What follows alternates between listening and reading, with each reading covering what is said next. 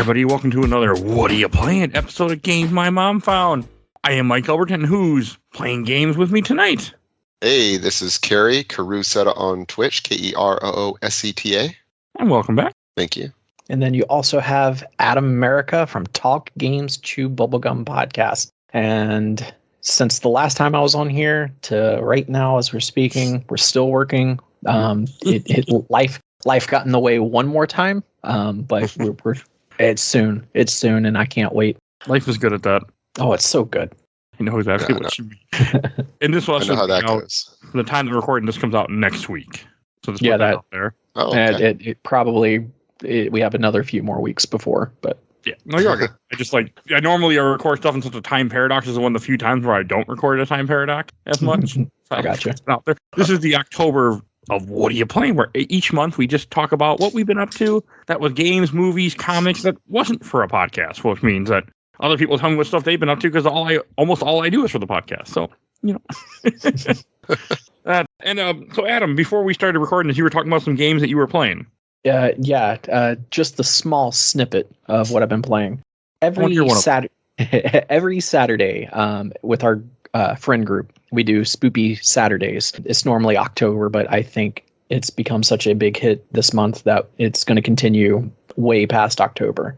And I found a developer. It's a one-man team who makes these. They're pretty much, I don't want to say walk-in simulator, but that's besides shining a flashlight and reading stuff that you're just walking. It's called Emika Games, Emika Games, and they had a great bundle going on. And the bundle had 5 games. Every game was very positive. And the one that caught my eye was Summer of 58. And 70 minutes is how long it took me to beat it. And it probably would have been a little bit faster. But when I say this game had me pausing the game, not even sometimes during scare moments, just to recoup and regather myself is an understatement. The audio is fantastic, visually phenomenal. Long story short, there was a camp for kids. And one year, all the kids went up missing. And you're there trying to figure out what's going on and why they went up missing. And you slowly unravel that mystery as well, slowly losing your mind. And then afterwards, you were just like, okay, I'm gonna go play something that has a bunny in it that's not creeping me out. Yeah, it's so good. Okay. You almost maybe want to play, but at the same time, I'm like, I don't know. Well, you definitely lost me. I am a big wuss when it comes to horror games. I couldn't even finish Dead Space. Well, Dead Space is that's a good one. That's understandable. But out of the 5, we beat 3 of them last night. There was another one called Find Yourself, which kind of takes place on a subway train, but there's some back and forth. At one point you're in a house, then one point you're at a carnival. Once again, same thing, scared out of my mind. And then the other one we played was Locked Up, which is very reminiscent of PT, if you've ever played PT. I unfortunately missed PT. Okay, so I didn't have PS4 at the time. You start in one room, there's a desk. And as you slowly figure out, hey, I need to look at this picture, that picture unlocks something. And then the house keeps building and doors are unlocking. And you kind of go back in time to see what made this family kind of go insane. Again, one-man team. And the audio is just so good. The audio is like the best and worst part of it. Like sometimes just a simple knock on a door will get you out of your seat more than something jumping in front of you. You're not selling this game to me, by the way. But yeah, I believe you. It sounds good and like something I'll never ever play. Well, I know that there have been some YouTubers who've played it. If you don't want to play it yourself, I just recommend watching like 20 minutes of it. Give yourself a good idea, and you'll be fine. You'll understand why I'm in love with this developer right now. I'm always impressed by one-person developers, though. Mm-hmm. But this one's very impressive. Okay. I mean, you have my interest, but the last time, there's only been a few horror games that have terrified the hell out of me. One, Resident Evil 2 Remake. I will never play that game again. I played it once. I recorded about it. I'm done. Game terrified me. And then another one where I got up and cheered when I beat it was Alien Isolation, which I will someday replay. Yeah, Alien Isolation is one where I'm like, my cowardice wars with my love of the Alien franchise. You know, I really want to play it. Aren't even the most terrifying thing in that game. It's, what are you doing here? You're not supposed to be here. Oh my god, those are the worst. The working Joes. See, I've yet to play. I've yet to play Alien Isolation. You should. It's long though. It's not. You won't beat it in 70 minutes. Well, that's good to know. I guess a long ass game. Unfortunately, it's good though, but it's long. Good to know. So, Kerry, what's something that you've been playing? Just one game. I got Metroid Dread on launch. Actually, I pre-ordered it, and so I've been playing that. I sat down to play that for. I was like, all right, well, I'm going to play this for like an hour before I go to bed last night, and then I played for like 2.5 hours. So that is, man. If you're like a 2D Metroid fan, this is, I don't want to say it yet, but it feels like it could be one of the best, maybe the best of the series. Like, I'm blown away by it. It's a direct sequel to Metroid Fusion, which is a lot of people's favorite. I'm going to piss off all your listeners under 30 and say that it's one of my less favorite of the 2D Metroids. I still love it. Good. I think Metroid Fusion's good. Let me rephrase that. Yeah, go ahead. All right. It's good, but it's not nearly as good as Zero Mission.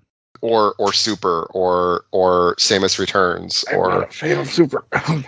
Oh yeah, I know you have bad. I need to replay it. Right, it's okay. I'm going to replay it for the show and see if my opinion changes. Have me on, because Super Metroid is one of my very, very favorite video games of all time, and I'm not nostalgic about it because I played it for 5 minutes at a Target back in like 1995, and then didn't play it again until like I was in my 30s. I played it, and it's a game that I'll just get on and just 100%. Because I'm like bored, or that I'll get on and do like randomizers for and challenge myself and see how far I can get with randomizers on and stuff. So I love Super Metroid. What I don't like about Fusion is the lack of exploration, right? In Fusion, you've got this robot telling you what to do, where to go all the time. And it's like a Metroidvania is about exploration, you know? But Dread has the great mechanics of Samus Returns, and it's got the great atmosphere and dread of Fusion, but it's got that exploration of Super or Zero Mission or any of them that's not Fusion. Basically, Fusion's really the only one that's not exploratory, and so it's got that Fusion vibe that is the best part of Fusion, but it's got the good exploratory stuff from the other games. And then mechanically, I felt like Samus Returns on the 3DS, which is a remake of Metroid 2 for the Game Boy. I felt like that had the best mechanics of any of the games. It added in like some really cool things, and this one is basically similar mechanics to that. So you have my attention. Yeah, the one crazy thing is, not yet. I'm like almost 4 hours in, and I still haven't unlocked the ball. Oh wow! Which is normally like Super Metroid and Metroid, you unlock the ball like on the second screen.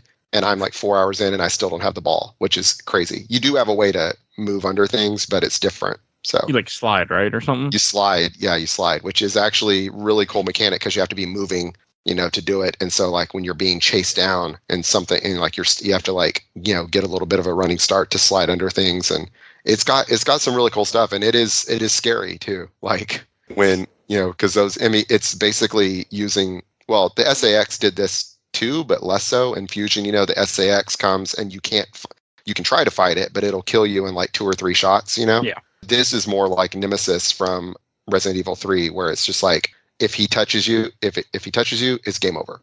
Like, it's like as soon as that enemy touches you, game over. You can counter it, but it's really hard. Okay, that's cool. And yeah, so it's really cool. And for Super Metroid, I've only played it once all the way through, which was the first episode of this show, which was a long fucking time ago. Yeah, I didn't mean to recover it because it's one of those games. That episode is garbage because it's our first episode, and I just need to redo it. So one of these days, I'm going to redo it. I kept listening. Put on my list. Yeah, we should do it together. Yeah, because I love Super Metroid, man. I'll do that. I have one other guy too. I got lined up, but I'll have to do that then coming up here because I need to replay it. It has to be done. Yeah. But no, I mean, you got my interest in Metroid Dread. That sounds actually really fun. It's beautiful. I want to get it. I'm playing it. I'm like, how is this on the Switch? I can't spend $60 on a game because it's just I like to buy games in bulk and like lots of like I'm a Steam guy and Fanatical Bundle guy and Humble Bundle guy, so I just buy tons of bundles of stuff I'll never play just because it's cheap and I'm happy that way. Yeah. So but one day I really do want to say. I mean, this one's going to stay $60 for a while unless you're planning to sail the high seas or something. I know. I mean, Nintendo. Well, I will 15, 20 years from now when Switch is on computer, but that's a different story. Oh no, it is already. They actually showed it. It's 60 FPS and 4K. It looks really good, actually. Metroid Dread. I don't sail those seas until the system is gone. Then I sail. Yeah.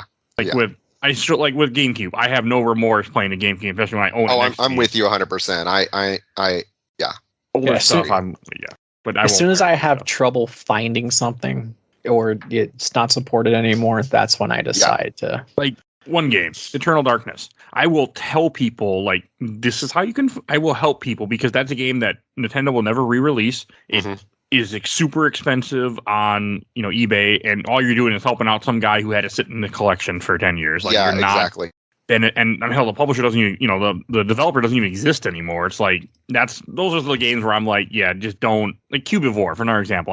That was another game that I played on the show, and there was no way I was going to pay $600 for that garbage piece of shit. I'm 100% with you. If the game's not being made available, then I'll grab it. Or if I already own it in another format. Then I don't feel bad. Yeah.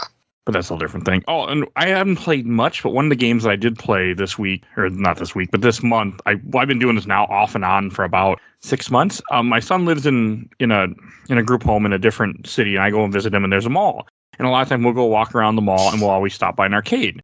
And they had the Halo Fire Team game. And every time we'll sit down, we'll play a round or two. I'll put $10 into it, and we'll burn $10. And this time we got there, and I'm and you can always pick what each mission you start. So each time we'd finish the first mission, and I started, okay, we're going to do the second mission, we're going to do the third mission.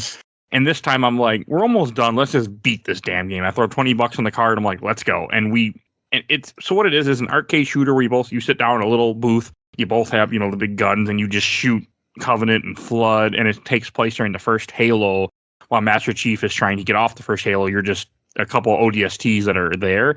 It's a really fun little game. It's pretty damn good.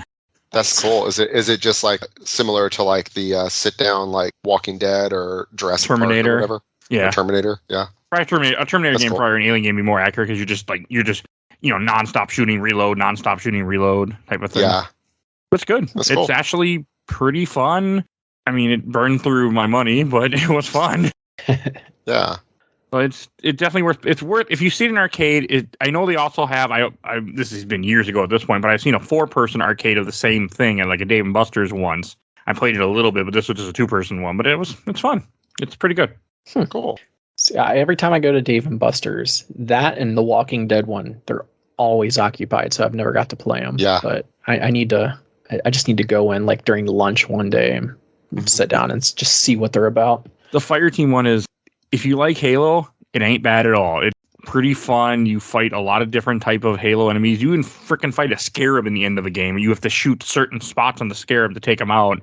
It was surprisingly fun for what it was. Nice. Oh, cool.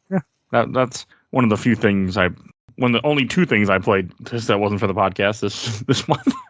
And Kerry, before we started recording, you mentioned something else that you were playing that started with. Oh yeah, we're not playing a lot of stuff. So I've been just obsessed with Dark Souls. I got Dark Souls is now my second favorite series of video games probably. I've put several well over 400 hours into Dark Souls since March. Dark Souls 1, 2, and 3. So I played through and beat Dark Souls 3, and then I played through and beat Dark Souls 1 remastered, and then I played through and beat Dark Souls 2. Except on I have 2 bosses left on the 3rd DLC. And then I was I need a break from Dark Souls 2. I'm going to play Dark Souls 3 some more. And so I went back to Dark Souls 3 and started a dagger build in Dark Souls 3 and got probably about a third of the way through the game. And then the Dark Souls community on Reddit, they do these 2-week events. Everybody play this game and we'll all be interacting and stuff. And so this right now, October 4th to 18th is Demon Souls, which I never played. So I'm playing Demon Souls, which I don't have a PS5. So I do own the PS3 game, and I have a PS3 in my workshop because you guys, I don't know. On my Twitch, I repair and modify video game consoles. So I've got a PS3 in my workshop right now that needs some repairs. But anyway, I'm just emulating on the PC Dark Souls, Demon Souls, and I've been playing that. And that's kind of what I was playing until Metroid Dread came out. and then, switched off for a little bit. But yeah, Demon Souls. Okay. Having a lot of fun with it. I need to play that someday. Yeah, but I've just become like obsessed with Dark Souls. I spend my lunch like watching videos and build guides and I spend so much time with it. And as soon as this Demon Souls event ends, they're doing a Dark Souls 1 event, and I'm going to jump into that and do just a big muscle guy with a club. Nice. Just walk around and bonk things. I love Dark Souls. That I understand. Like when I played it the last time, or the one time I played it, I got so into it. I watched YouTube videos. All I did was Dark Souls for like a month. 70 hours in that game, and it was great. Yeah, my journey with it started with I was playing Sekiro, and I got like 40 hours into Sekiro and just hit a wall where I died to the same boss 30 or 40 times. And I was just like, man, I need something easy. I'm going to play Dark Souls 3, which compared to Sekiro is extremely easy compared to Sekiro, because Sekiro is so balls hard. Was it the Monkey King boss? No, I wasn't even that far. It was the 7 Spears of Sheena guy. Which is not even a hard boss, but I just like could not do it. And finally I had him down to like one hit away, and he knocked me off of a cliff, and I was like, yeah, all right, I'm putting this game away for a bit. And so I put 100 hours into Dark Souls 3 and played through that, and I was like, man, I really love this. And so I bought Dark Souls 1 and 2, and man, I'll tell you also, if Dark Souls 3 is easy after Sekiro, Dark Souls 1 is like Elmo's Alphabet Circus after Sekiro. It's like, man, Dark Souls 1, I didn't die to a single boss until the DLC. And so it's a whole different thing, but I love it. And then Dark Souls 2 gets so much hate, but I put like 120 hours into Dark Souls 2. I loved it. I thought it had the best story of all 3 games. Is really cool, and I'm enjoying Demon Souls a lot. It feels it's primitive feeling compared to the others, but it's also way easier than any of them so far. Are you a Bloodborne fan also? Well, I want to be, but I don't have a PlayStation. So okay. I've got an app on my phone to alert me for when a PS5 becomes available, and so hopefully I'll get a PS5 and then I can play Bloodborne. Good. Yeah, my newest PlayStation system is a PS3, so I haven't gotten to play Bloodborne. Fair. Yeah, no, out of the series, I think Bloodborne's my favorite. Like, just the story, just the setting, like it's it's kind of that like Lovecraftian horror kind of thing, rather than the medieval fantasy of the others. I've watched a lot of videos of it. I've got a YouTuber I like, Fighting Cowboy. He does like full playthroughs of all the Souls games, and I watched him play through a bit of Bloodborne, and I was like, I'm going to stop because I want to eventually play this fresh. But Bloodborne, it looks right up my alley. Really good. Mm-hmm. Yeah, it's hard as hell for what I remember, but I've never played Sekiro. But but it's a good game. Bloodborne is a very good game. You don't play it like a Dark Souls. Yeah. Well, and I took a break in the middle of my Dark Souls thing. I'm like, I need to play something other than Dark Souls, so I played Dark Souls in Space, aka Jedi Outcast. Oh yeah, I thought you were going to go. That's a lot of fun. Search. It's really more like easy Sekiro. It's the same mechanic. It's like the exact same mechanics as Sekiro, but easier, like more forgiving. So I enjoyed it a lot too. So Adam, what are some other stuff that you've been playing?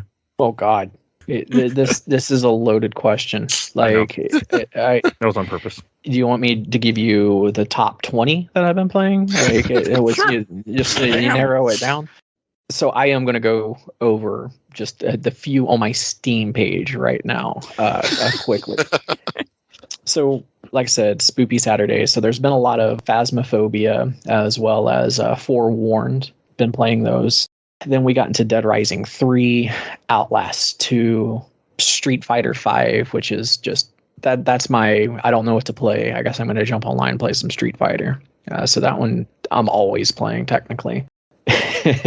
There was the Blair Witch. Played a lot of that. Neo, while we're speaking of like Souls-like games. I've been playing Neo for about the past 2 weeks. Then Neo's what they made before Demon Souls, right? Is that right? Or did they make No, Neo is a completely different publisher. Oh, I thought it was it's someone else trying to copy what Dark Souls 1 and Dark Souls 2 was. Oh. Yeah, it's a lot faster each weapon because you can get different types of weapons, but there's like 3 stances that you can do for like fast neutrals and like just heavy attacks.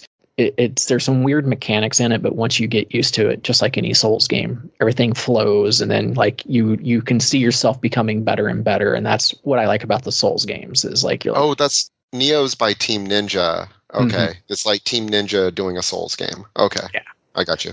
But I think the game, if I had to like pinpoint out of all of them I just said, is No Man's Sky. Oh, cool.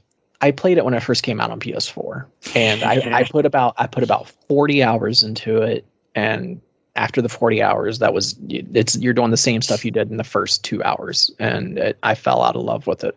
Then I noticed all my friends were playing it. I was like, why are y'all playing this? I know it got updates, but I didn't think it got that much updated. And I was watching them play, and I'm like, damn it, I don't need to play this. I've got too much stuff.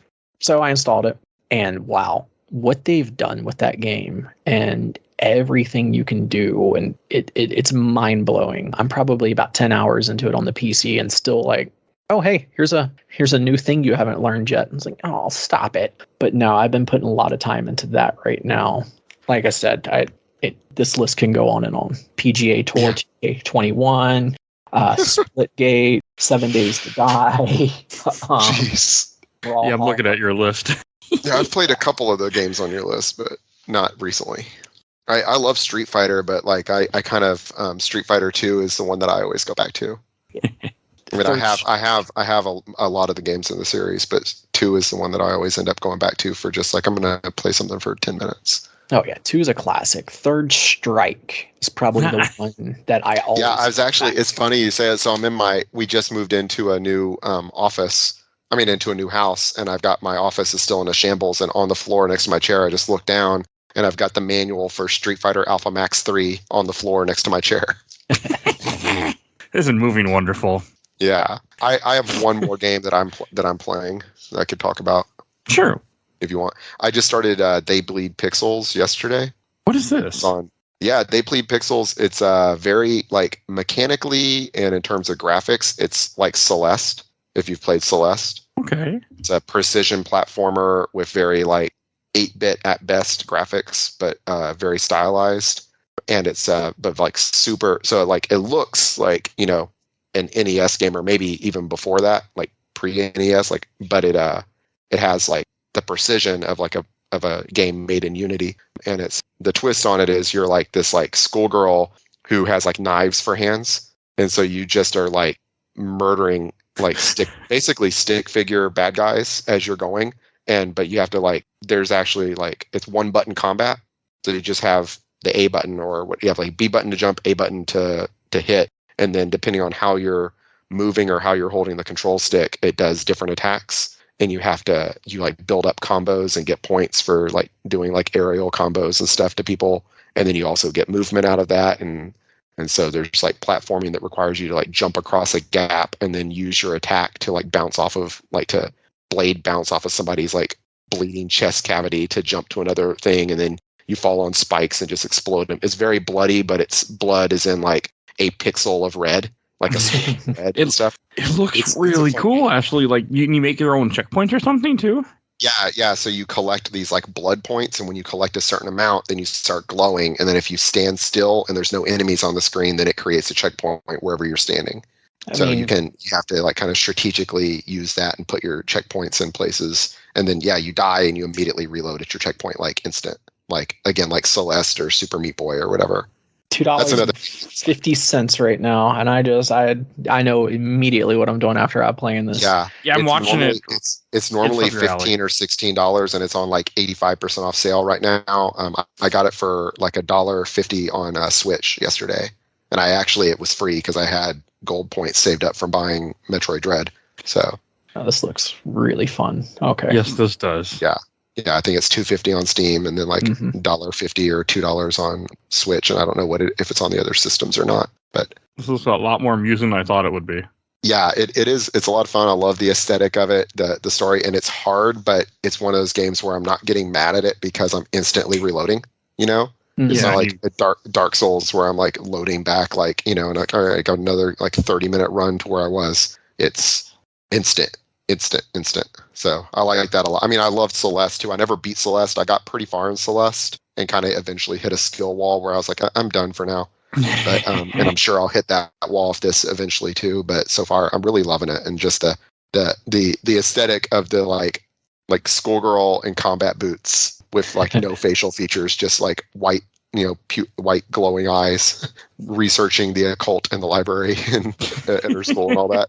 It's like, yeah, it's very, and then she like gets sucked into like a occult book or something like. I guess that's what's going on. It's there's no dialogue or anything, so it's kind of, well, there's a little tiny bit of dialogue, but I can see it reminds me a lot of Celeste, where I'm not going to buy this because I'm not good at stuff like this.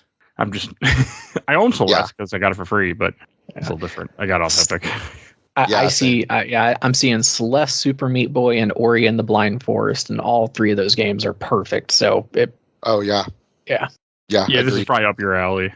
Oh, it's very much. Yeah, if you like Super Meat Boy or Celeste, like this game would be very much. It's like take those games and add combat to it. It looks very interesting. Yeah, and I wouldn't have even known about it, but I was like, we were talking about the PS5 a minute ago. I went and checked like Wario64 on Twitter to see if he had any like I was going to like subscribe to him for PS5 alerts, and I saw like his like most recent tweet was, They Bleed Pixels is 90% off. I'm like, well, let me see what that's about. I'm glad I did.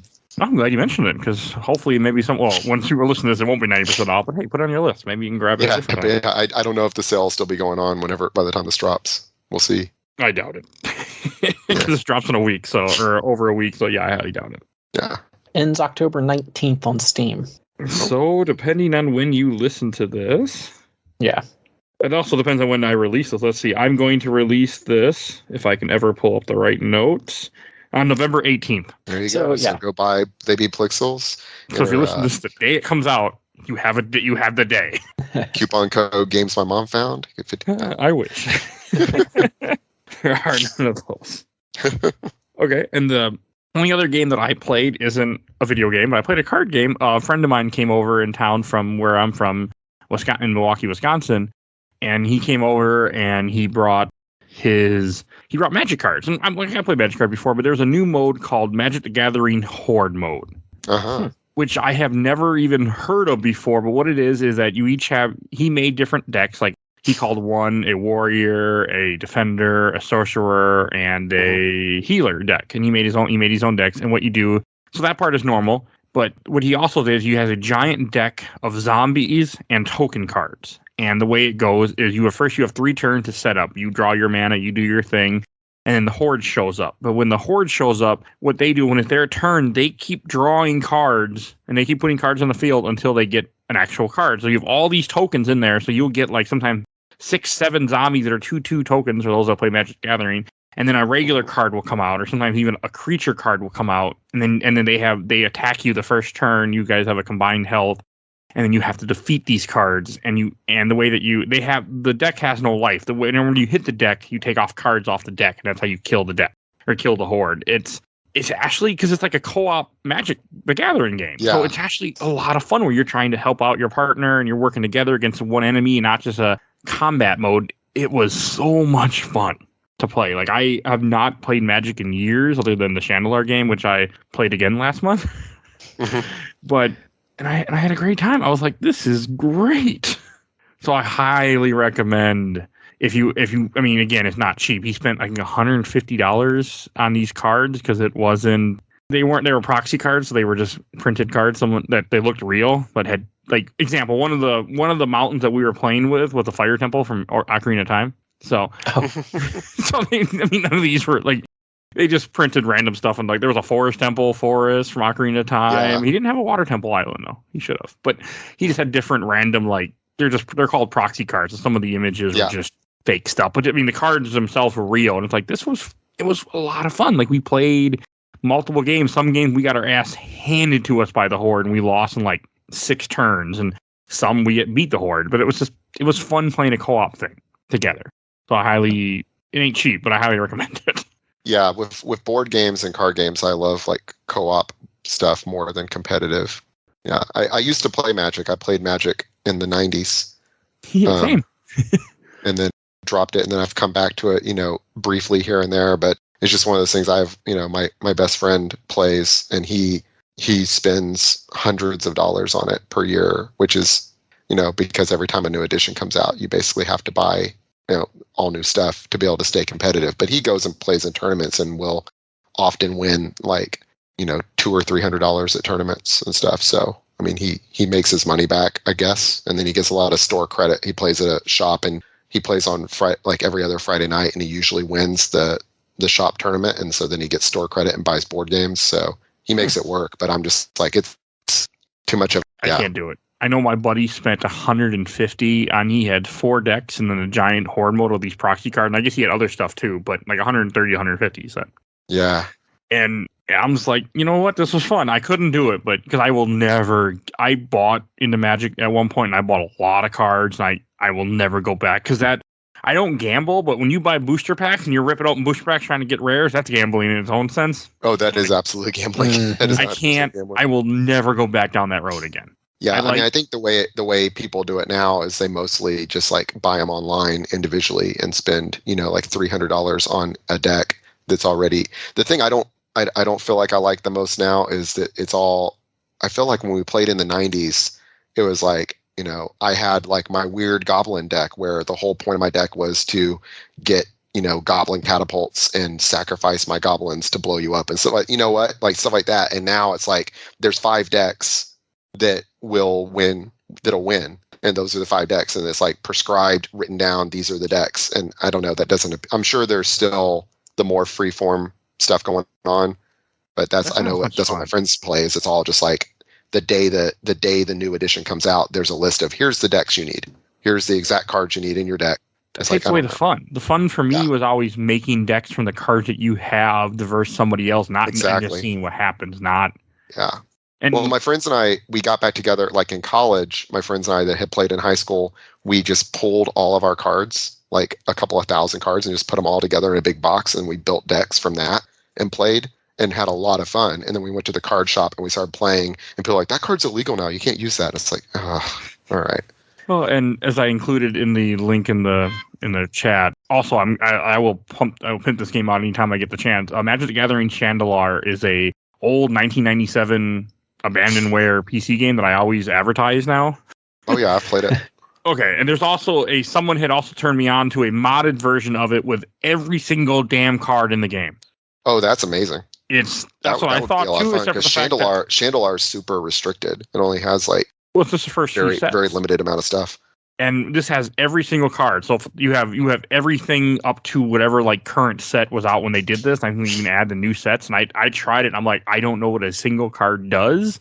But I did look through and I found cards that I was like, oh, there's Rose Fellows from the Weatherlight. I remember I had that card. Oh, there's the Sliver Queen. I remember that card. Like I went through and found different cards that I knew. And I'm like, yeah, we're good. And I turned off the game and I just can't. Because with Chandler, I know every card they draw. I know the game so well because played it. So I played it a lot. So I know the original. I beat it once in high school. That's it. I love it. I play it once every so many months. I will, at least once a year, I will load that game up again and I will play it and beat it when I get really like bummed or depressed. I'm like, I'm going back to Chandler. And it's a great game. Well, what I'll say is if you're listening, if you're a Magic fan who hasn't played in a long time and you want to just dip your toe into the system without spending a bunch of money and also without being around people, the Magic games on Steam are really good. And I got like Magic, I think 2012 and Magic like 2015. And that's fun for just getting in. You can build decks and just play against computer opponents and have a little bit of fun. You don't have to spend any money beyond the like initial, $10 purchase or whatever. So it's basically like buying a booster deck, and then you get, you earn cards as you play, and you can spend real money on more, but you don't have to. And it kind of scratches that itch for me. I'll get on there like once every year or so and play for like a couple of days. And all right, I'm good. I don't need to play Magic again for another year or two. Not on there anymore. It's not on there anymore. No, I looked up Magic the Gathering. They took them off of Steam. Oh my gosh. That sucks. That's what you do. I mean, they show up, like the demos show up, but if you click on Duels of the Planeswalkers, 2012, 2013, they're all gone. And it says, notice at the request of the publisher, this game is no longer available. That sucks. I wonder if they like delisted it from my library too. No, if it's in your library, you're safe. Okay. I'll say that would be messed up if I couldn't. Yeah, they don't. You're fine. It's just that they can't keep selling it because there must have been a right issue. Whoever. Did Wizards of the Coast go out of business? No, Wizards of the Coast definitely did not go out of business. They are doing gangbusters. Okay, it was the convention that went out of business then. The convention ended. The Wizard World. Something different. Okay. Yeah. and remind me. But yeah, they don't. It doesn't exist. Yeah, they don't. You can't buy it anymore. So. Oh, that sucks. Well, I wonder if they have them available somewhere else. I guess they probably got rid of them in favor of their new thing they have, where you just basically buy cards online. Probably. Magic for me All is right, well, very never much mind. has to be in the there are other ways to find it, I'm sure. So if Oh, it yeah. doesn't exist on Steam and they don't want to sell it, Google will be your friend, I'm sure. Chandler it is. Hey, go play. I will never stop pumping out Chandler to people like that. Anybody I find, I'm like, if you like Magic, play Chandler. It's great. Yeah. It's a very niche thing, but I love that game so much. As you can tell, I never got into Magic, so everything that y'all been saying, I'm like, I Oh, you're good. Yeah. It's No, very. Those are gotta be all right. No, I had a Magic game for the 360 because at the time I had friends playing it, and I'm like, I cannot invest this much money into a game that I don't know anything about. So I got the 360 version to see if it was something I would like, and I played a few games. It got destroyed. I was like, yeah, I ain't for me. And then my friend came over who was playing Magic, and he was like making decks, like just gimmick decks and stuff like that. And he goes, all right, watch this. And he was doing some of the most obscure, just big brain things that I had ever seen in this game. It was like watching Yu-Gi-Oh! To me. It's like, all right. Yeah. And I'm like, this is amazing. I don't have the brain capacity for this. I appreciate that you do. Like, yeah. So that's the one game I've always wanted to get into, but I know me, and it's just best I stay away. I just know that I would spend, like, if I ever try to get back into it, I would spend like $300 in like 5 minutes. So It's just best that I play the video game, or if I need to.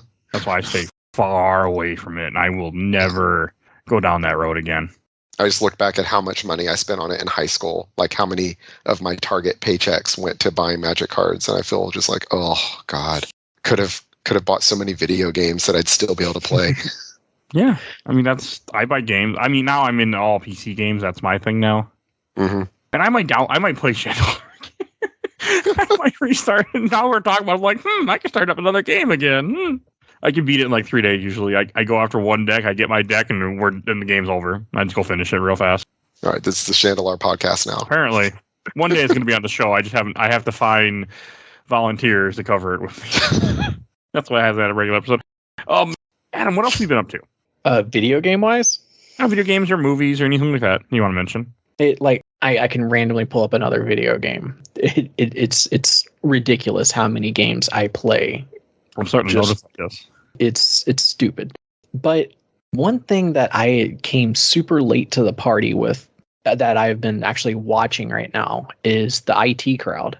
I have never seen an episode. I've always heard of it. I love British comedy. 8 out of 10 Cats does Countdown, and there's a truth one they say. I can't remember what it's called. Would I Lie to You? Taskmaster. And so I know who Richard Ayoade is. And watching him in the IT Crowd, and then realizing that he's not playing a character, I think. Seeing him in all these other shows and then seeing him in that, I don't think he's playing a character. I just think that's who he is.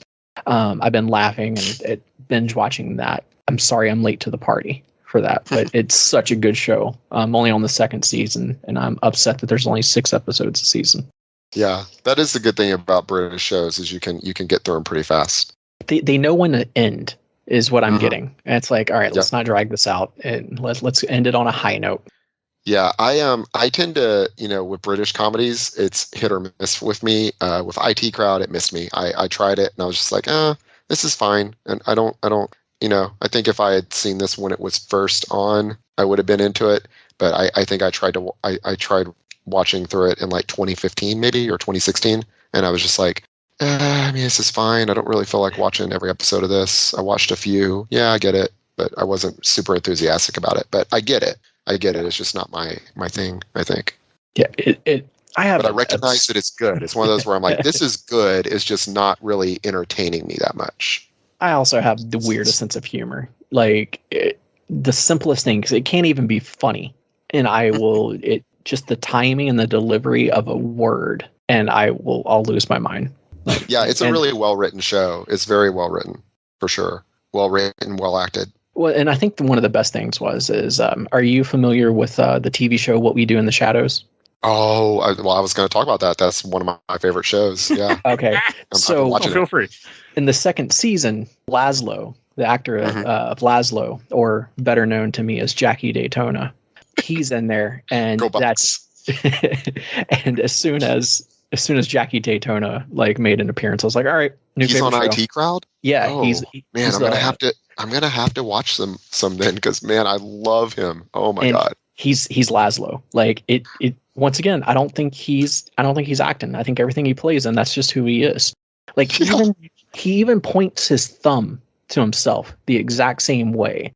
Like when he's saying something like this guy. Like Yeah. it's all the same. He's just wearing casual outfit. Oh, that's cool. I'm gonna have to check that because man, What We Do in the Shadows. I love that show so much. I was about to start rewatching it, and then the third season came out, and I was like, all right, no, or the new season. I guess it's the third season, the new season. Yeah, the third Yeah. season.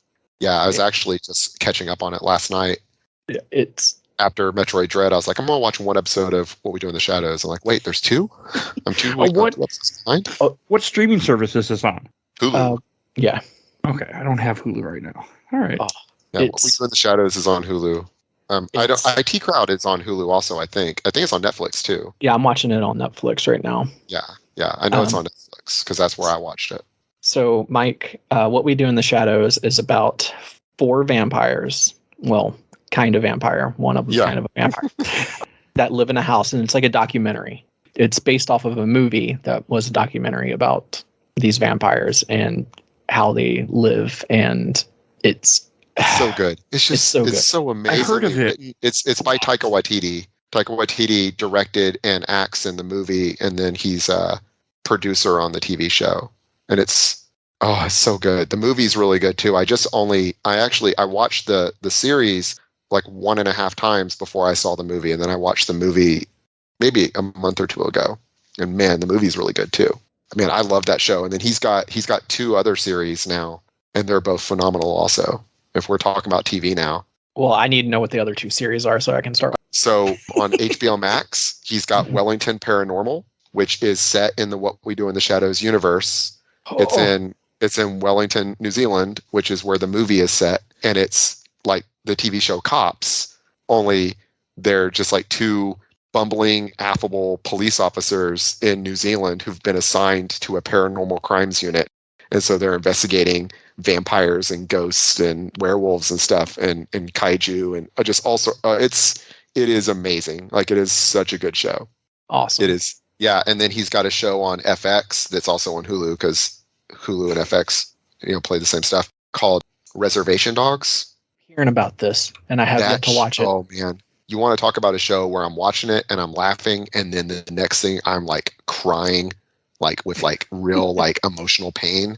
Like that show is amazing. It gets really deep. A trigger warning. It gets into like issues of like depression and suicide, but it is an absolutely amazing show. It's only, I think, maybe 8 episodes in the first season, and the first season just finished. But it's all on Hulu, or if you've got FX, you can watch it on FX Now or whatever. And it's really, really good. But it's about like this just like group of teenage Native Americans living on a reservation in Oklahoma.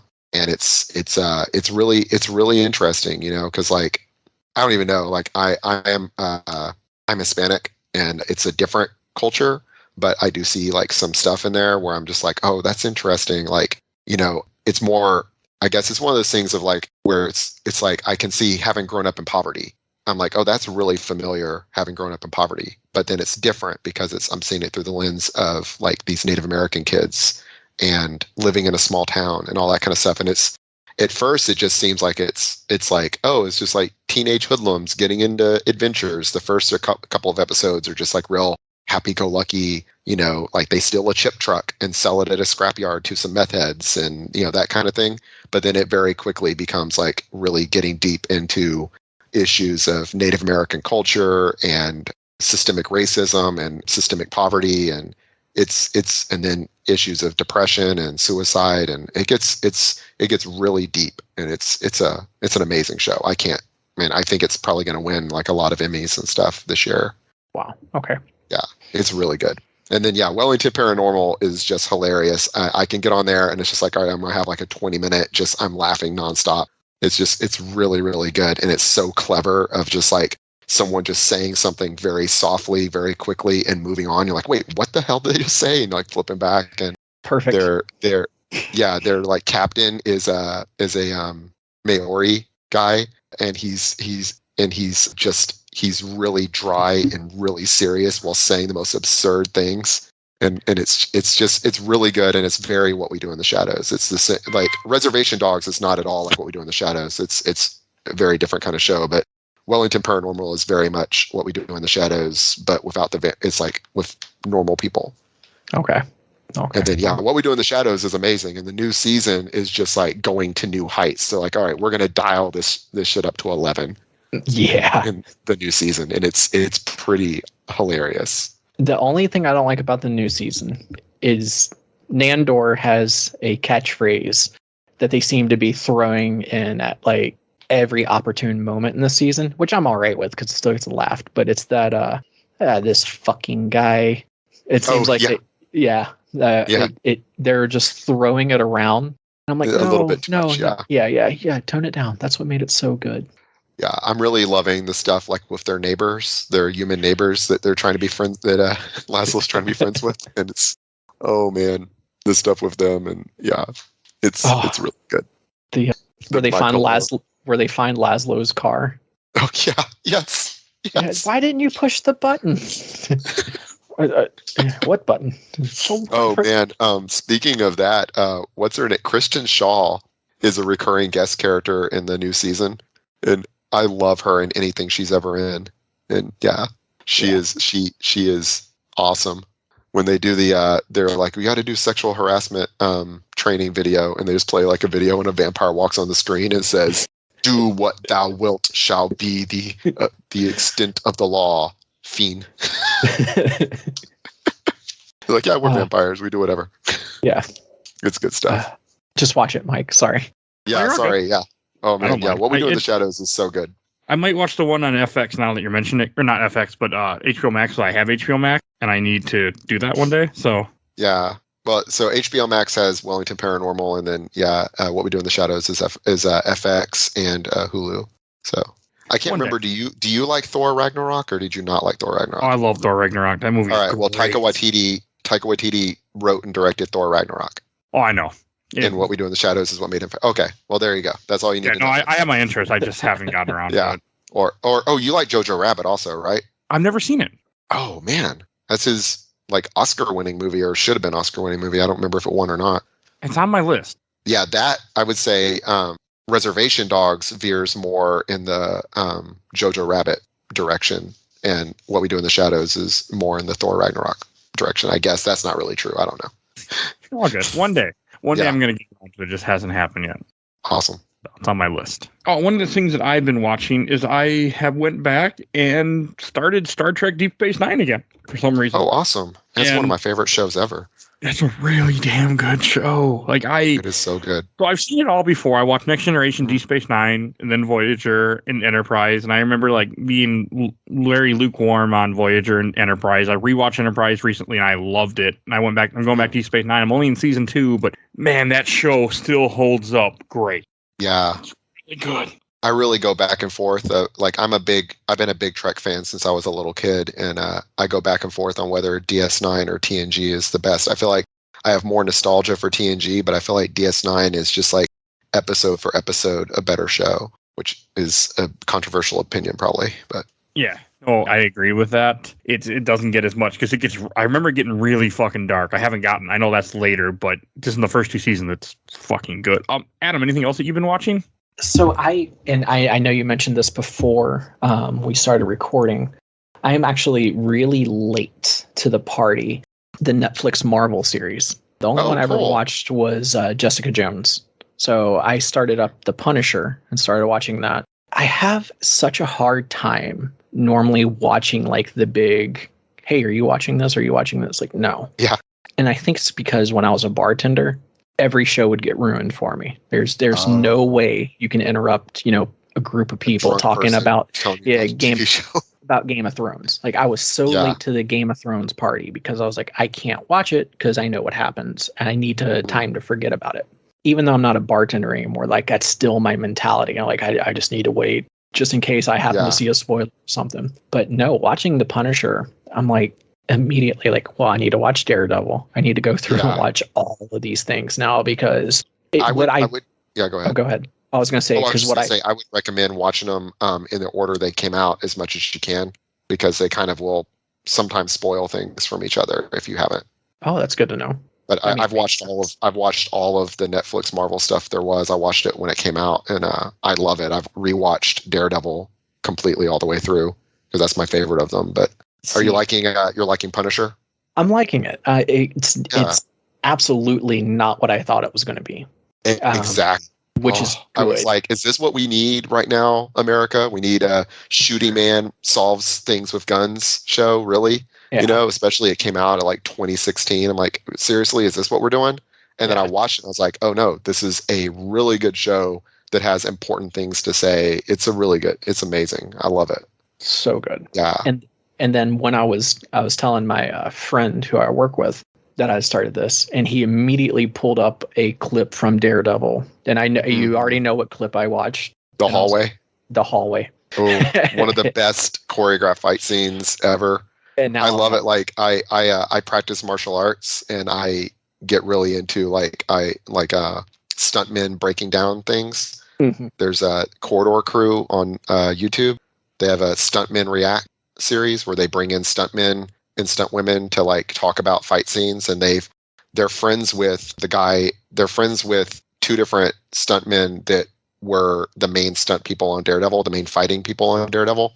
Mm-hmm. And so they sit there and break down, like they had the guy that is Daredevil in that hallway scene, and they had him breaking it down move by move and stuff. And it's just like, it's really impressive, like the level of care and detail that goes into the choreography in Daredevil, into the fight choreography.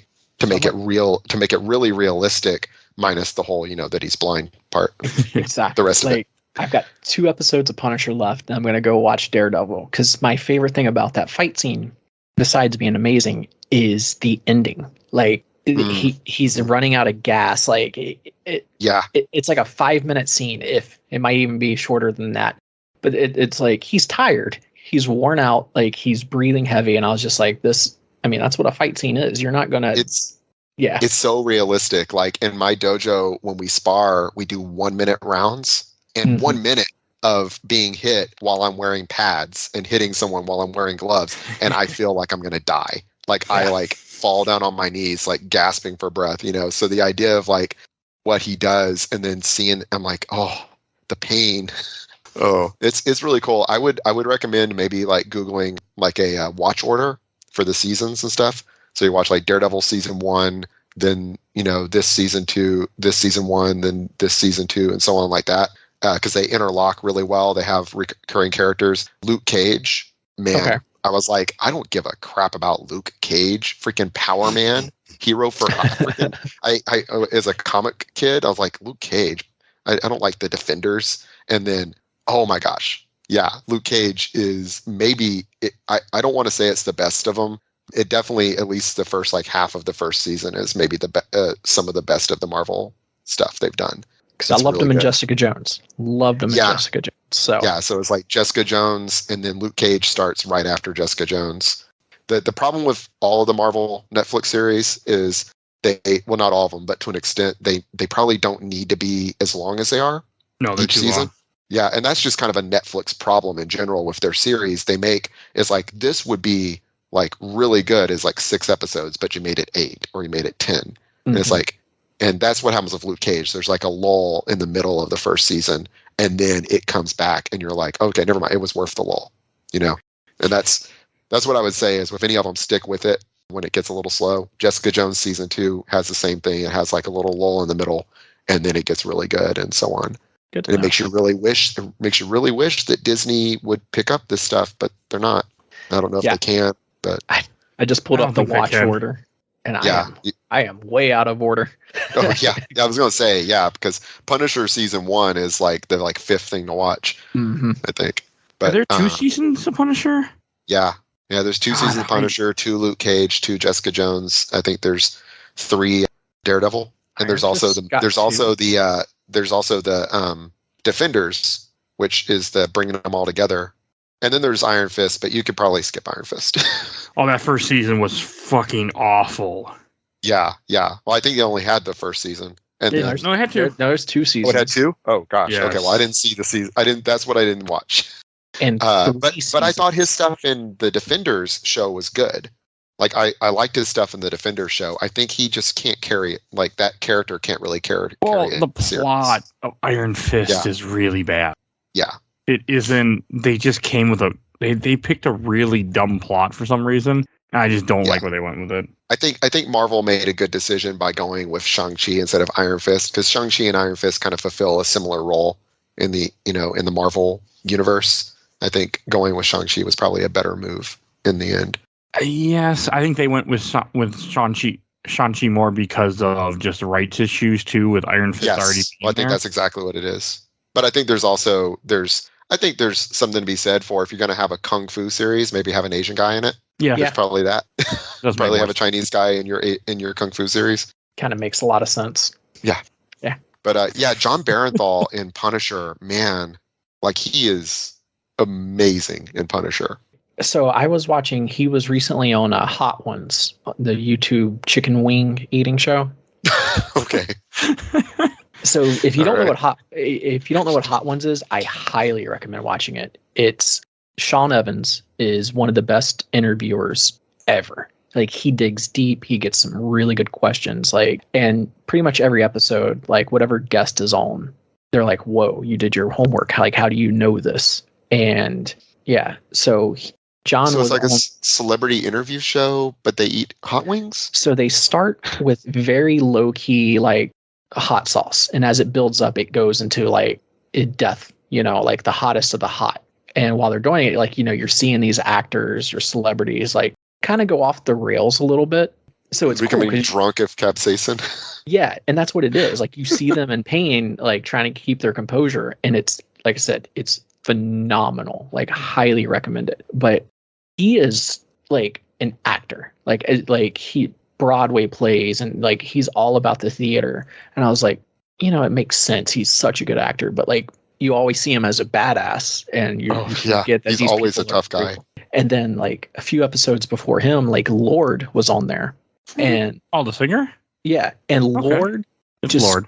never once like flinches at the hot sauce. Is just eating them, like talking, and like you can see That's Sean funny. Evans like what, and she's just like eating them casually, answering all the questions, and like he's just like flabbergasted.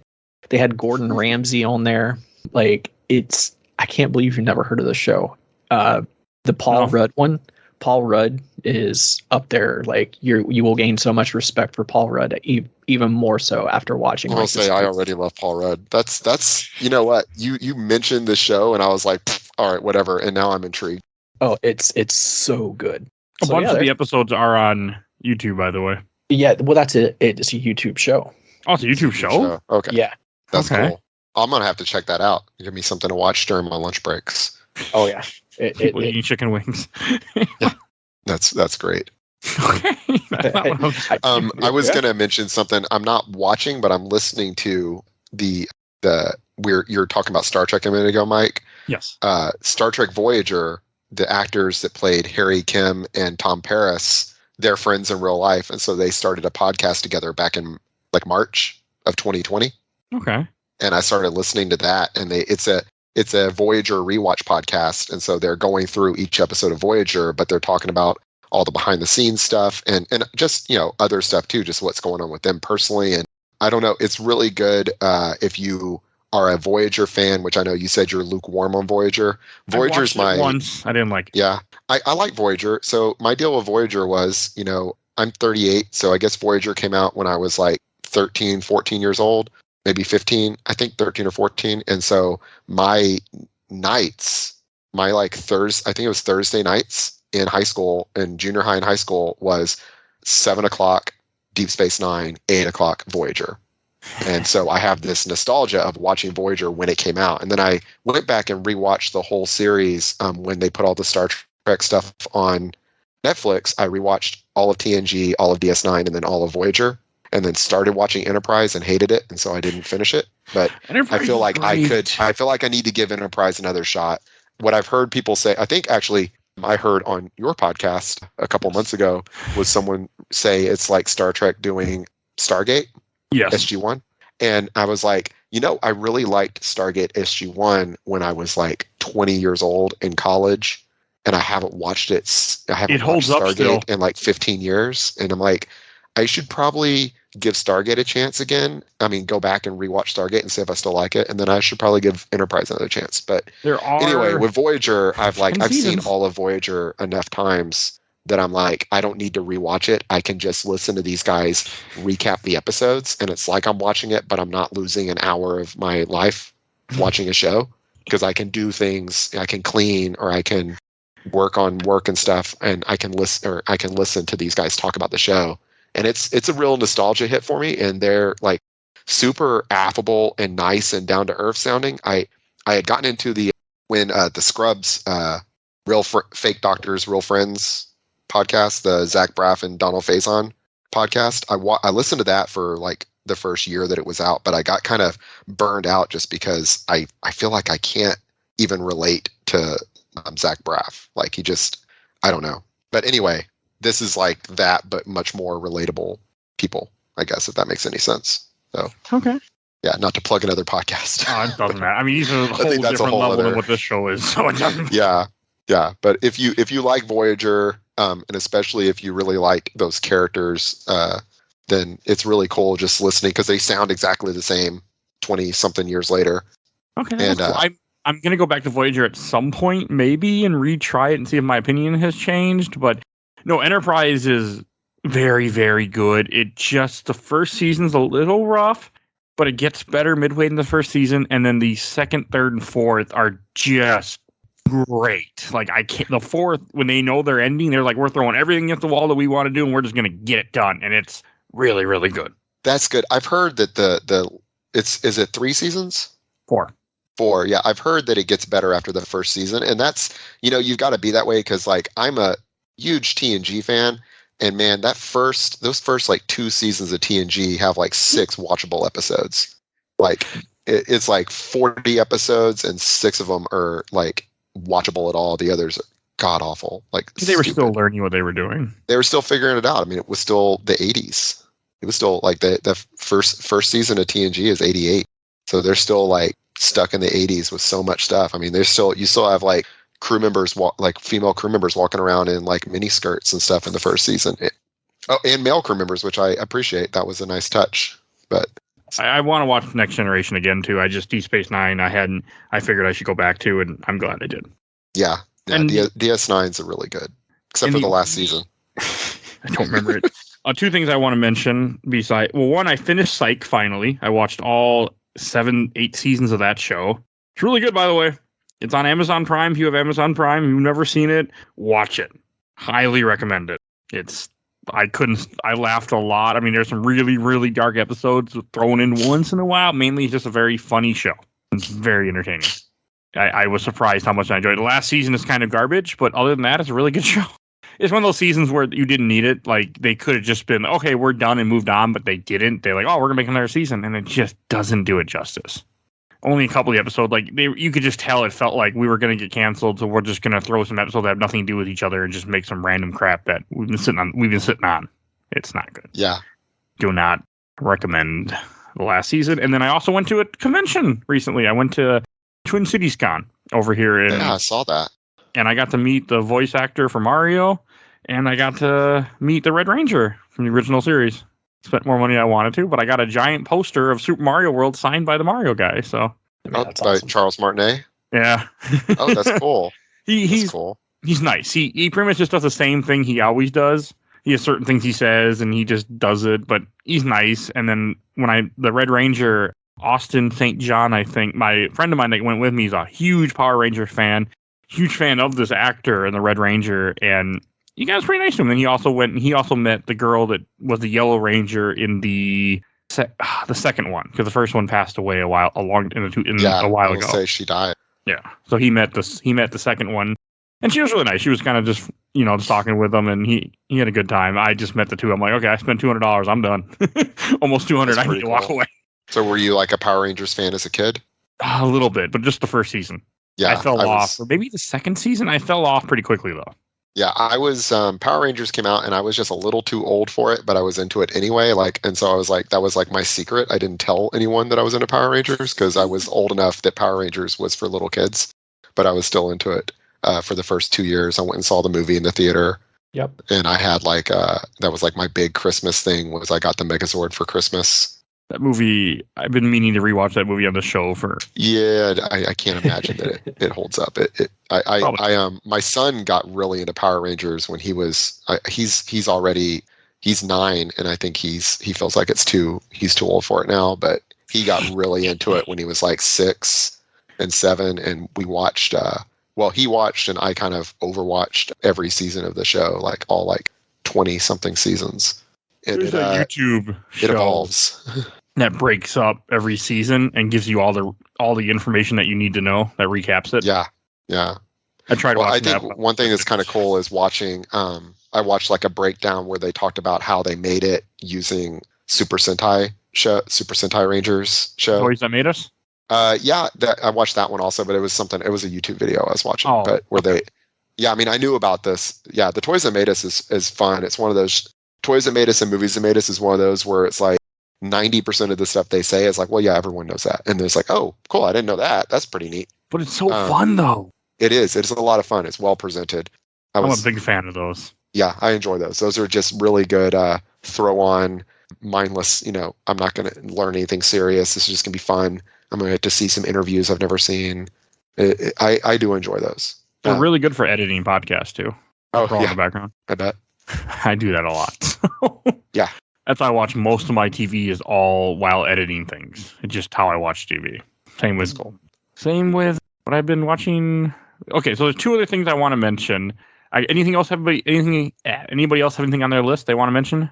I've got nothing. Okay. I mean, yeah. I got two shows. One, have any of us started watching Squid Game? No. I have watched and finished it. Okay, I watched 4 episodes, I think. 3 or 4. I didn't finish it because that show's a little tough to watch. Mm-hmm. I got to right after the honeycomb game. Okay. So I haven't finished it. I've been meaning to finish it, but I've been watching other stuff because that's a fucked up show, man. Yes. We'll just say yes. Well, no, I didn't. Okay, watch honeycomb. I got past the part where they're all fighting at night. Is that one of the games? Or that was just something side they did? No, that is them realizing where they are on okay.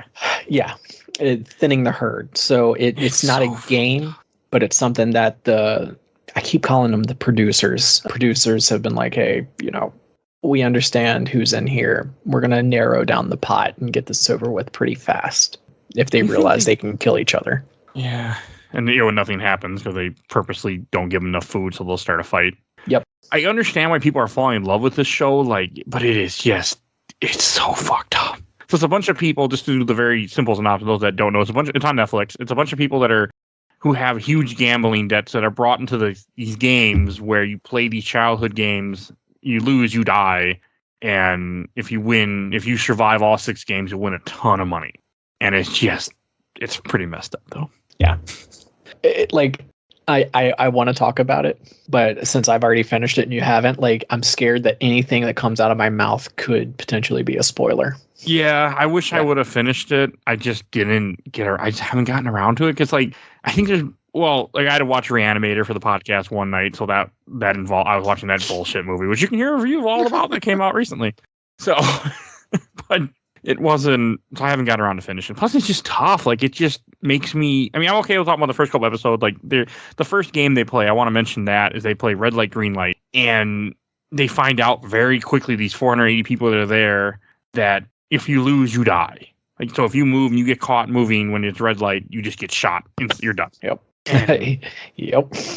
When it's so fucked up. Have you seen? So Squid Game's Korean, right? Yes. There's another Korean TV series, this kind of like a Hunger Games-ish thing called, what is it called? No, it's a Netflix show, like Squid Game. where people get pulled into it's like Alice in the Borderland or something like that. Huh. Okay. I was wondering if Squid Game was similar to that. I have no idea. All I can say is just watch Squid Game. It keeps building up. Like what you're feeling right now, Mike, it just keeps building up. Okay, I'll definitely finish it because I really want to, because I wanted to finish it for this show, but there's episode, but I didn't get around to it. I just didn't, because it's something that me and Tiff are watching together, so we didn't have time, so we didn't finish it. Fair. Yeah, I looked it up.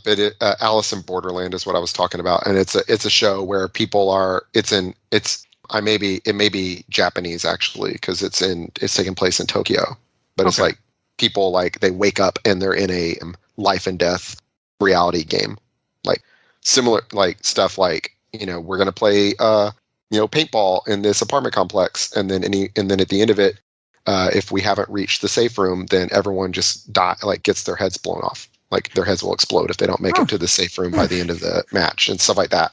And they can't not play, and they don't know how they got there. Maybe I don't know if I need more of that. We'll see. But yeah, so you might, if you're liking Squid Game, I think I haven't watched Squid Game yet, but it seems to have a similar vibe to Alice in Borderland. Yes, it sounds a lot like that. It's very entertaining. It's very violent. We had a friend of ours that we were talking to. She watched the first episode. She got past that point when everybody's just getting murdered. She's like, I'm done. Turned it off and didn't go back. And yeah, Alice in Borderland definitely has that just sudden, like you're walking and all of a sudden this person's head just explodes out of nowhere. You're like, what the fuck? So yeah, I'm good. Maybe I'll check it out, but I got to finish Squid Game first. But it's definitely interesting. It's just very brutal, but it's interesting. Yeah. I thought of something, or do we talk movies or are we just talking TV for movies are fine too. Oh, okay. Well, so I am a fan of, I was going to say I'm a fan of John Carpenter. I've really only seen a few of his movies, but I like some of the ones I've seen. Vampires is not good, but I love The Thing. I love Halloween and Escape from New York, not Escape from LA. But anyway, so speaking of Halloween, I just recently watched the 2018 Halloween sequel with Jamie Lee Curtis is in. Oh, the one that's a sequel to the second movie or the first movie after all these years? It's a sequel to the first movie that kind of retcons all the other movies out of existence. So it's just a sequel directly to the first movie only, which I think is the best thing, because I think Halloween 3 is a great movie for what it is, but it's not related to the other movies, which is what's good about it. It's its own thing. But all the other Halloween movies, I think, are trash for the most part. Isn't Mike Myers not even in the third movie? Yeah, that was the idea John Carpenter originally had, was that he was going to make a franchise of horror movies where every movie was completely and utterly unrelated to the others, and they all were just called Halloween. But the studio kind of forced him into making Halloween 2. But his condition was that he would get to make his anthology series. He'd get to make his own thing for Halloween 3. And so Halloween 3 is not, it's about these like alien masks that like possess people, like Halloween masks that like possess people. It has, it's like a Twilight Zone movie almost, or like a creep show. Yeah, it's similar to like a very long episode of Tales from the Crypt or something. Okay, and it's good. It's good. It's just, I mean, it's not good. It's a B movie. It's a fun B movie. I was gonna say it's good. It's a fun movie. It's just a fun, silly horror movie that's not scary at all, but would be scary if you were like 10. But anyway, it's just, it's a fun little movie, but it's not connected. So it's not bad. It's its own thing. The other Halloween sequels, I think, are just kind of mostly dumb or derivative. Halloween 2018, I love. Like, it's one of my favorite horror movies. And the sequel comes out this Friday. So it comes out, actually, I guess, if this is dropping on the 18th, it comes out the 15th. So it comes out 3 days before. And I live in Texas, where it is very much not safe to be going to movie theaters right now. And I'm immune compromised also, so that's double for me. And so I'm super happy because there's really, this year, there are 3 movies that I actually care about seeing. Black Widow, which I saw in the theater right before Delta popped off. And then Halloween, which is going to be day 1 on Peacock. So I'm going to subscribe to Peacock and get to watch it. And then Dune comes out the week after. So Halloween comes out the 15th, and it'll be day 1 on Peacock.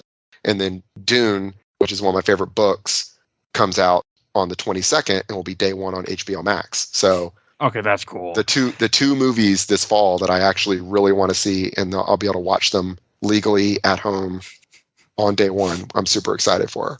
So I'm really be streaming right now still until get this year through. It's still not safe, especially in certain states. Like, I'm going to the theater tonight to go see Venom, but yeah, well, no, if I lived in a sane state, then I would do that. I live in the land of my freedoms, and so it's ridiculous here. Like we have like a 40. I think my county has like a 40% vaccination rate. So, and we're like the maybe like the sixth biggest county like highest population county in Texas. Like we're the biggest that isn't in a major city, because we're like 30 miles from Houston, but we're not in the same county as Houston. Houston, sorry, I'm from Texas. I say Houston. Houston. But anyway, so I'm definitely not going to freaking theaters right now. Like it's insane. I'm a public school teacher in a district that doesn't require masks, so I'm already like exposed daily. Yeah. Jesus. I'm so sorry. I live in Minnesota. I wear a mask every day because I work in a assisted living community. So when I have to, plus I'm fine with it. But yeah, no, I worked in retail for a while and people do not, even up here, they were like, we're not wearing masks anymore. And I'm like, oh, okay.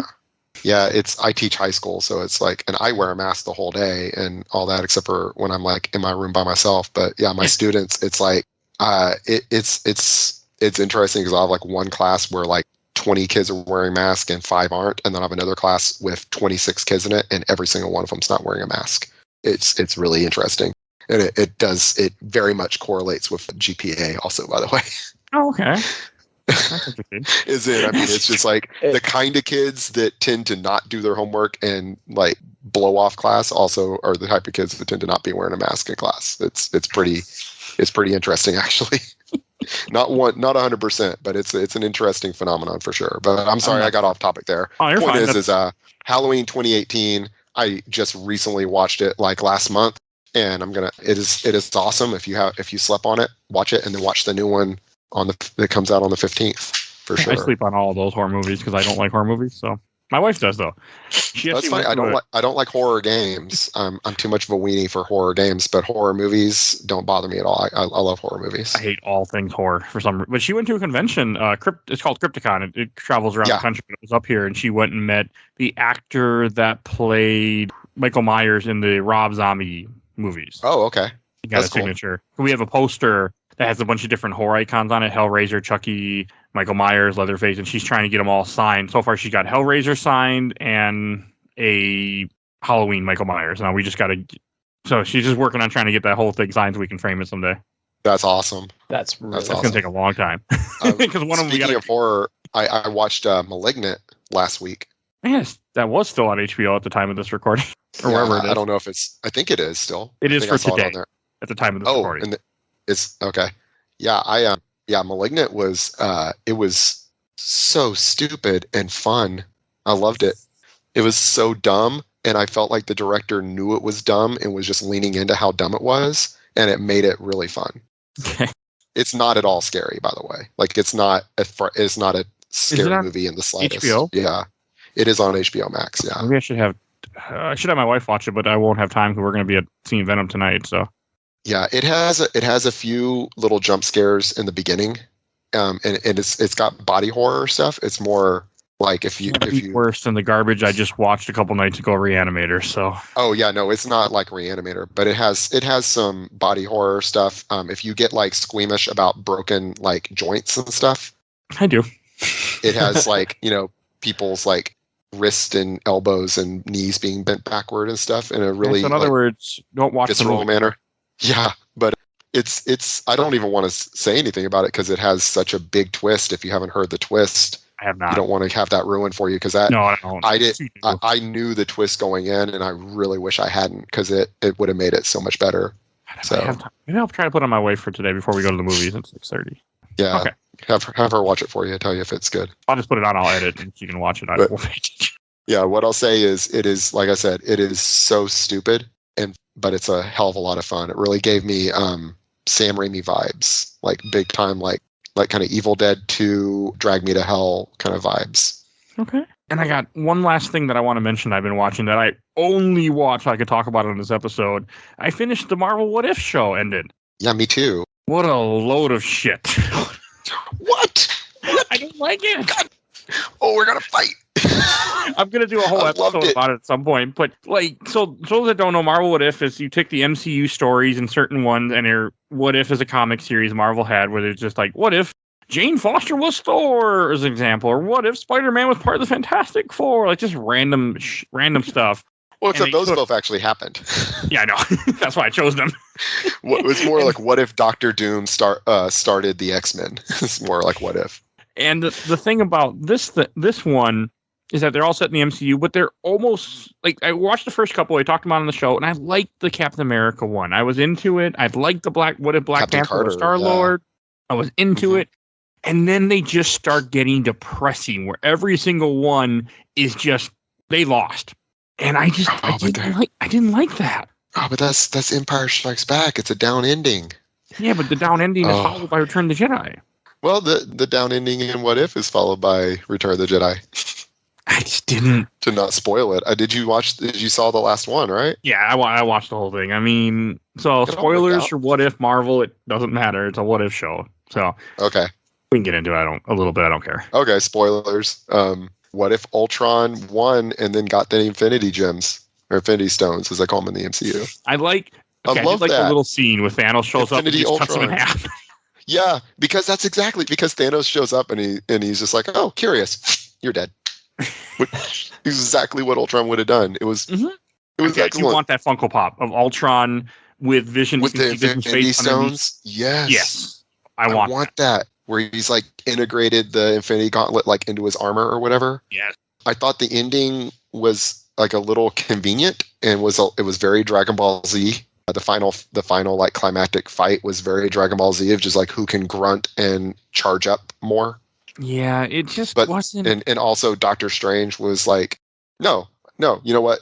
I think they earned Doctor Strange being ridiculously powerful. Yeah, no, I'm fine with that. It was another episode that was just, they were all very tough for me to watch because they're all very depressing. Like the zombie one was depressing.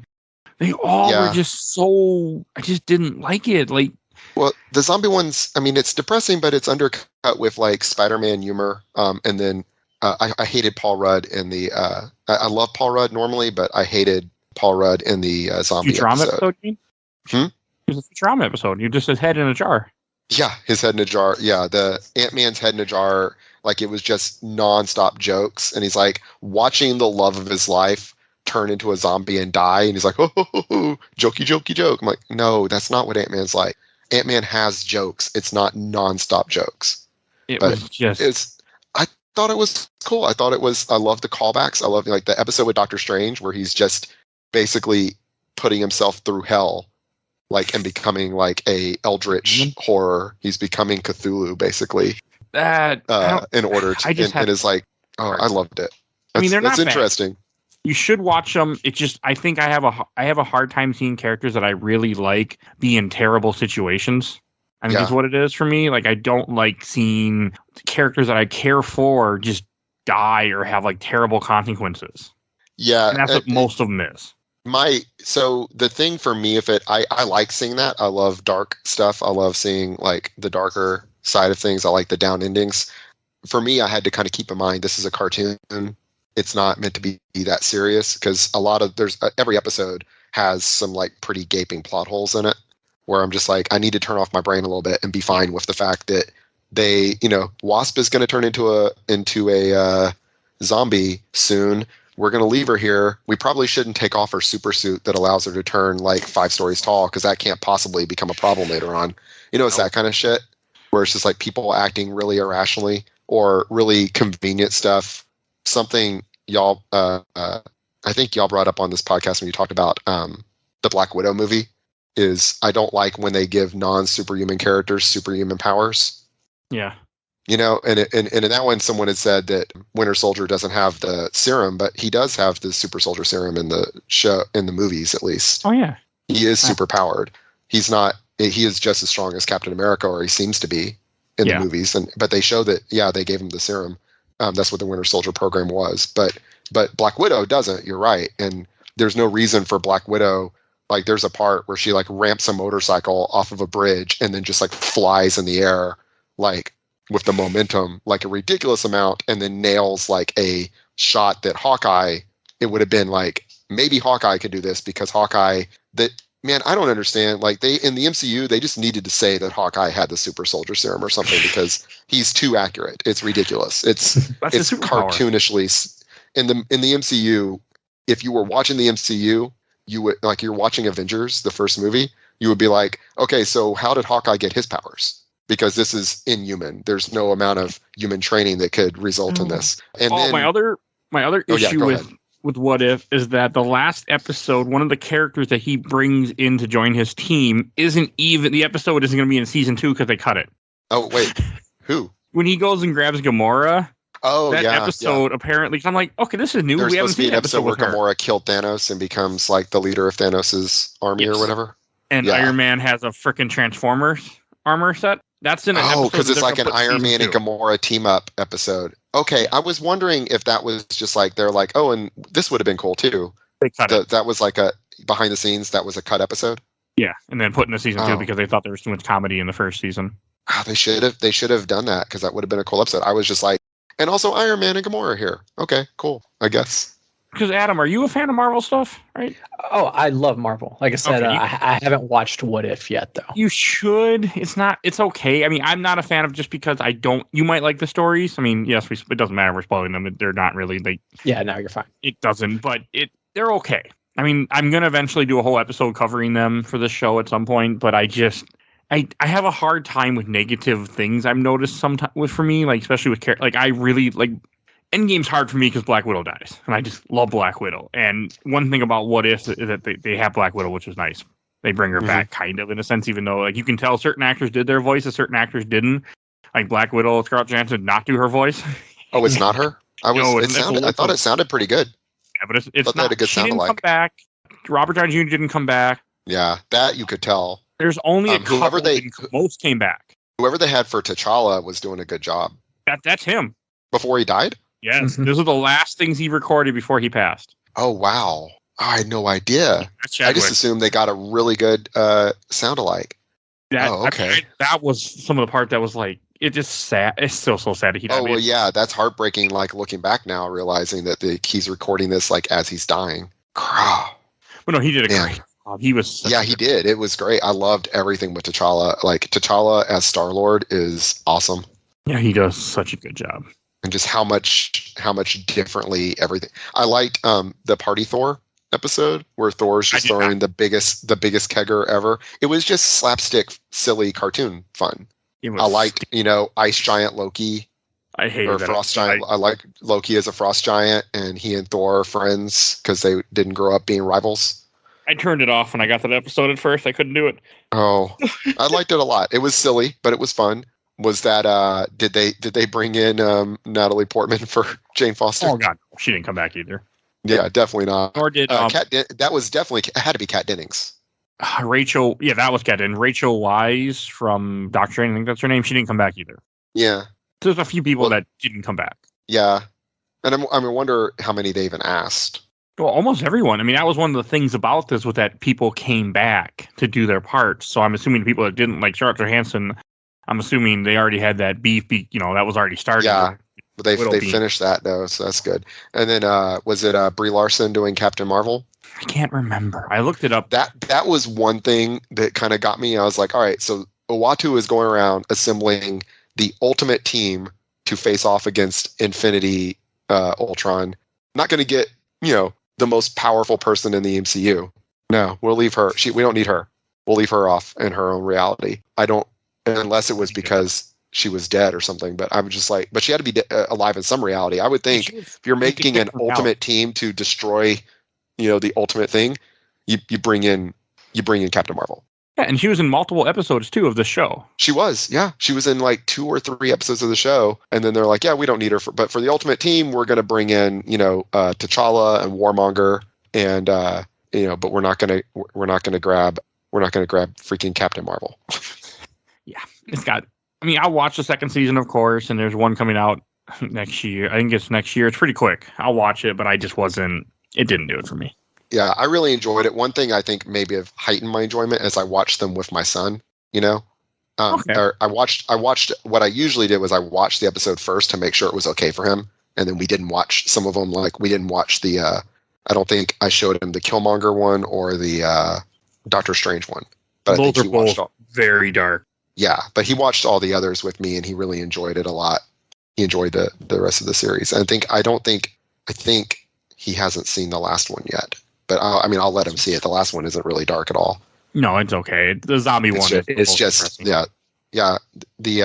He liked the zombie one though, because zombies are it's zombies. But I think the last one is the only thing I don't really like is just like very Dragon Ball Z, which I like Dragon Ball Z, but it's just like not Dragon Ball Z really and what I'm Dragon Ball Z.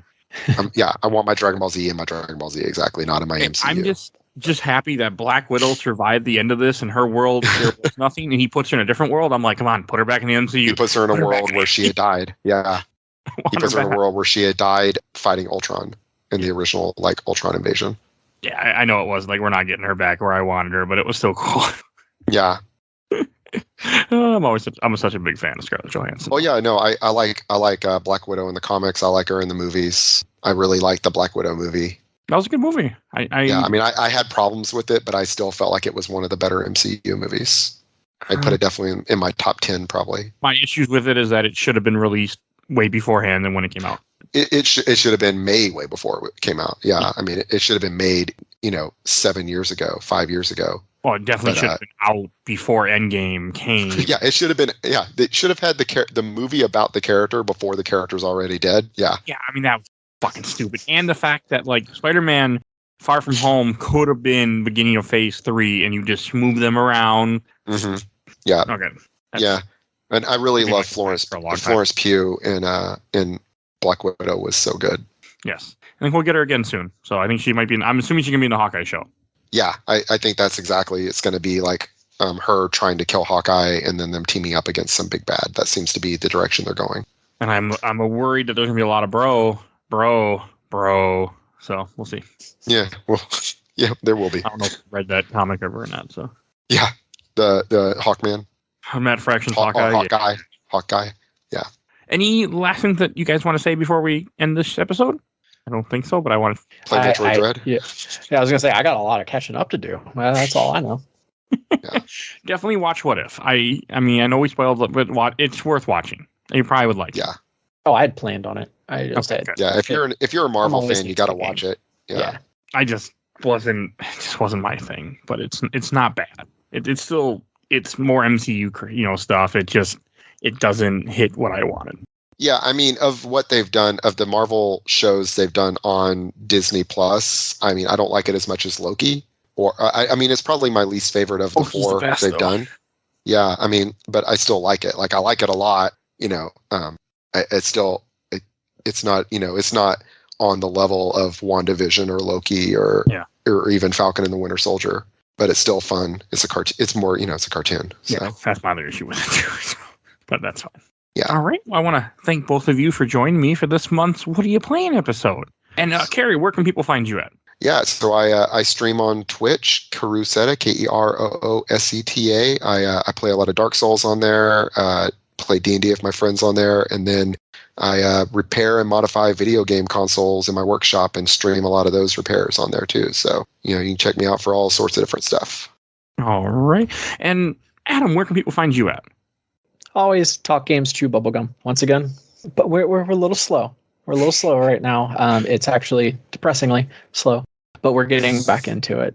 And I think we did it last year, and I think we're getting the crew assembled now. But we'll do our one Twitch stream a year where we do the 24-hour video game stream. Oh yeah, we play for sick for charity. kids. Yeah. Yeah. Oh my God. Extra Lives, is that what it is? Yeah, Extra Life. Yep. There we go. Yeah. I did that last year as a lot. I did Symphony of the Night, 24 hours of Symphony of the Night. Oh, yeah. Or 12 hour randomizers. I did 20 randomizers, but I only did 12. I'm not as strong as you guys. We did 24 hours. We got some shirts and badges to go along with it. Yeah. I think we raised close to $7,000 last year. Oh my God. I was So gonna say I raised like 300 and thought I was hot shit. That's awesome. yeah. So after last stream last year, I was like, I don't know if I can do this again. But now that's coming around, I'm like, I can do it again. It was for such a good cause, and I mean, we had a lot of fun doing it. And I don't think I slept that well. It'll be Talk Games Chew Bubblegum. Oh, it's the same as a podcast. Awesome. Yeah. So if you need to find us anywhere, I follow your podcast, but I need to check out the Twitch. Well, like I said, we rarely stream. Okay. It's probably maybe like once or twice a year. Plus, you've been off the world, the internet for a while too. Yeah. So I would love to say November is when we're going to start pumping out stuff. And then sometime next year. I gave y'all a follow anyway, so. We greatly appreciate it. And next year, once some things have changed, you'll probably see some streaming a little bit more often and stuff like that. I hope so. I hope you get back into it. We're there. It's just we don't have the time. Well, no, hey, I get it. As a guy who records way more than he should, I completely get it. It's not an easy thing to do. All right, and I want to thank you guys for all listening to this episode. We do one of these every month. Definitely go, and if you're interested, check out, you'll see links to the show notes of both of my guests, and you can go follow all the other stuff that we do. Every month we do one of these, so we talk about what we've been up to. They're always fun. You actually get more recent stuff. And we do games, movies, comic, pilot test episode where we cover pilots of shows. We've done a few of those. I just do a whole bunch of crap. Okay, I just record a lot, so definitely go check that out. Yeah. We also have a Patreon. You can help out the podcast. For as little as $1, you can vote in a poll. Each month we do a different poll. The current poll for this month is for Psychic Detective Show. You get to decide we're going to cover the first episode of Psych, The Mentalist, Monk, or Veronica Mars. I couldn't find a fourth psychic show, so definitely go check those out. Medium. I didn't think about that. Well, so wait now. Did not think about that show. That would have worked. Good well. So definitely go check those out and go vote in our poll. And please follow us on Facebook, Instagram, Twitter, and on YouTube. We are on YouTube, but only audio because I have not done video yet because I don't want to edit video. One day. But we're on there. So you can follow, if you want to listen to us on YouTube while you're at work, because people do that, we're there. Check us out. And we will see you guys all next time. Bye, everybody. Bye. Bye.